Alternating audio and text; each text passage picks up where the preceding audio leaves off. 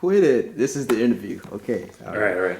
So you can cut this part out. Yeah. Serious face.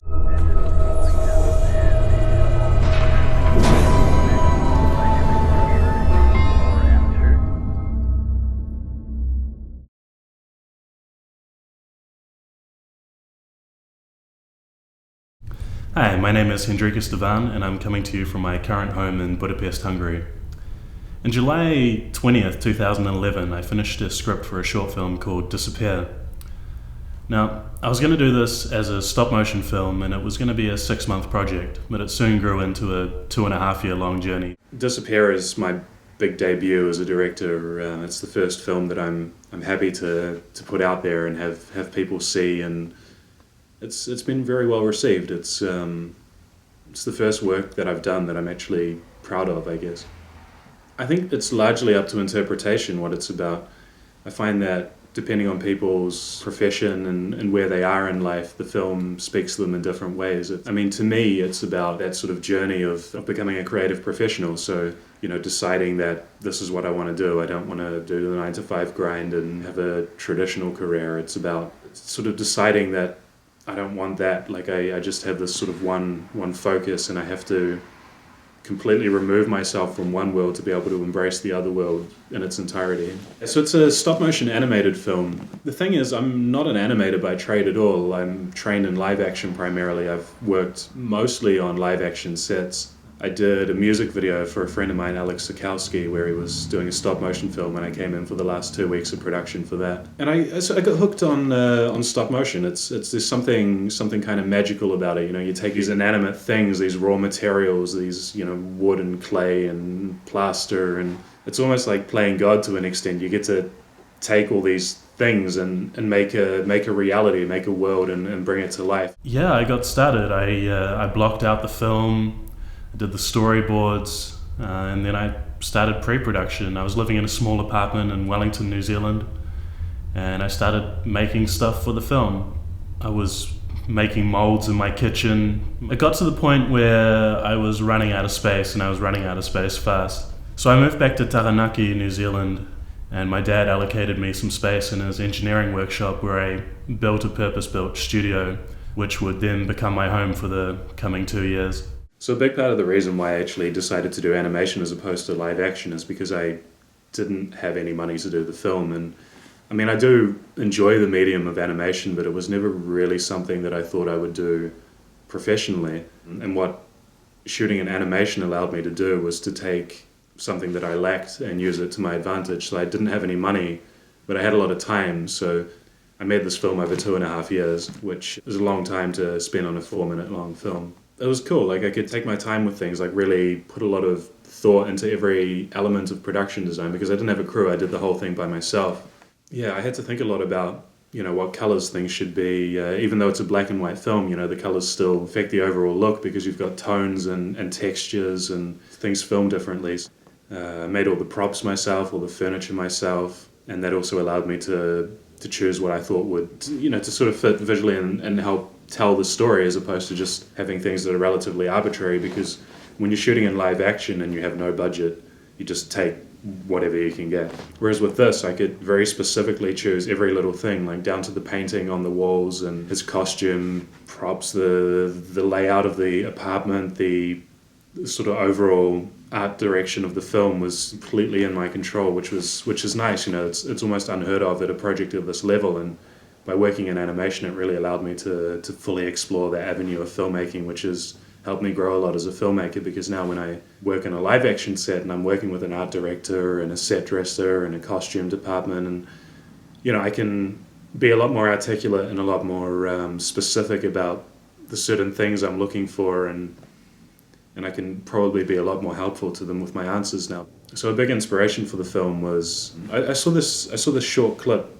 Because I was getting into stop motion, I was watching a lot of clips online, and I came across this guy called Misha Klein, and he'd been working on this short film for 2 years or something, and there was this 30-second long segment on his website, like a teaser trailer for his film called Fred. But I watched this 30-second clip. I must have watched it 20 times or something, and I just sort of became obsessed with it. And I ended up contacting the guy and said, hey, look, can I see the film? And he sort of thought that I was one of the people that he promised to show the film to. He was, oh, sorry, I didn't realize I hadn't sent it to you yet. And I said, no, I mean, I'm just a big admirer of your work. And we ended up starting a dialogue, started talking about animation as a performance art. Because stop motion animation as opposed to 2D or 3D, because with 2D and 3D you're working pose to pose and then you do your in-betweens, but stop motion animation is all forward. It's a performance art. It's almost like theatre. You can't go back and tweak things. It's all moving straight forward. And because it's so time consuming, you generally only really have time to do one take of each shot. Because I mean, the first shot of the film's 40 seconds long, and it took me a week to animate.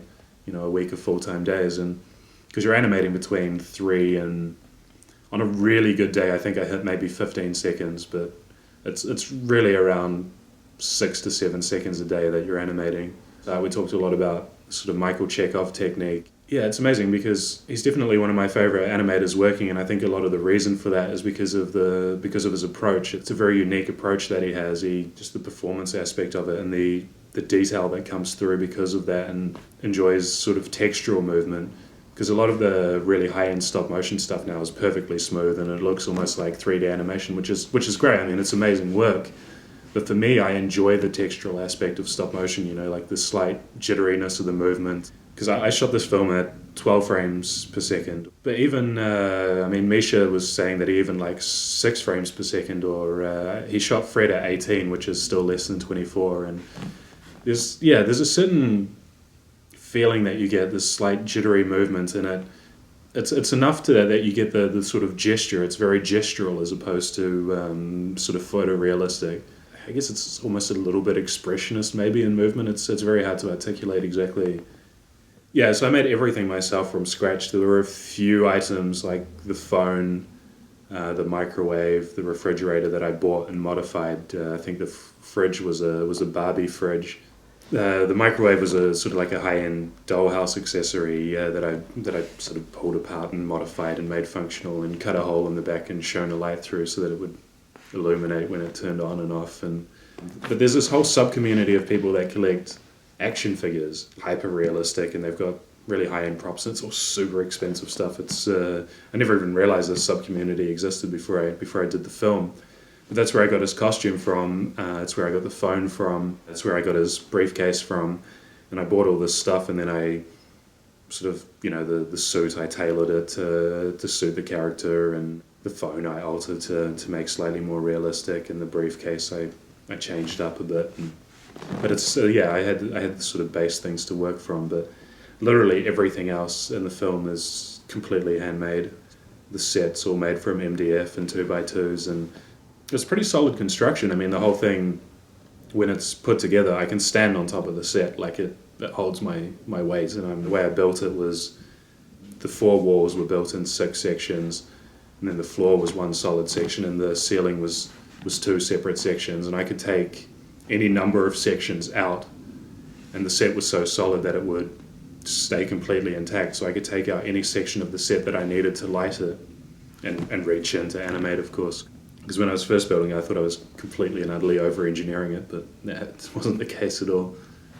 The dove, for example, that's in the film for maybe 3 seconds. That took about, between other things, maybe about a week to make or something. There's this tiny, tiny, tiny little ball and socket armature in there that I machined on a big milling machine. And then I, covered it in an epoxy putty, and all of the feathers are actually real feathers. They're all cut down from full-size real feathers. There's about 100 hand-laid feathers on the dove to add that, just that little bit of realism to it. The rabbits are all articulated. The fur is all, put on there by hand, and that was about a week worth of making. I had to sculpt out of clay and to make molds, and then I had to do the latex pouring into the molds around the aluminum armatures, airbrush it, do the fur. I also had to build a motion control rig. I was doing my camera movements manually at the start, and they were okay, but it was very difficult to concentrate on both the animation and the camera movements at the same time, as well as I wanted to do some more complex camera movements and some much smaller, more elegant movements, and it was just not possible on the manual motion control rig. So I built a Arduino-driven motion control rig, which powered some stepper motors, and it was a 3-axis rig, so it had dolly, pan, and tilt. It took me about 3 months to do because I really had no idea what I was doing. I had to teach myself how to use Arduinos, I had to teach myself how to solder, a lot of troubleshooting. It didn't work for a month straight. I had no idea what was wrong with it. But eventually it started working, and I think I got some really nice shots with it. So I made the film entirely by myself right up until the very end, until I brought in Lily Unsub to do the sound design and musical score. Lily is a electronic music producer in New Zealand.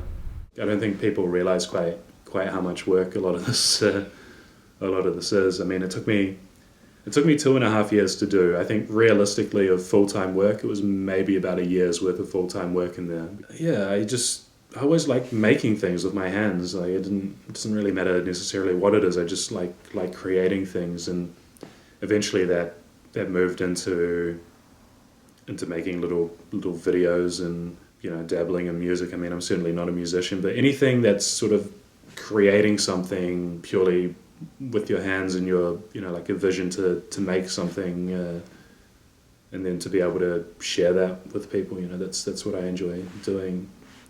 I mean, I've been working in the film industry sort of on and off since I was about 17.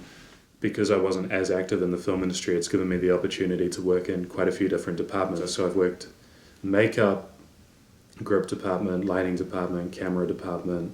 I've worked as a colorist, I've worked as an online editor, I've worked as a director, I've worked as an actor, I've worked as an extra.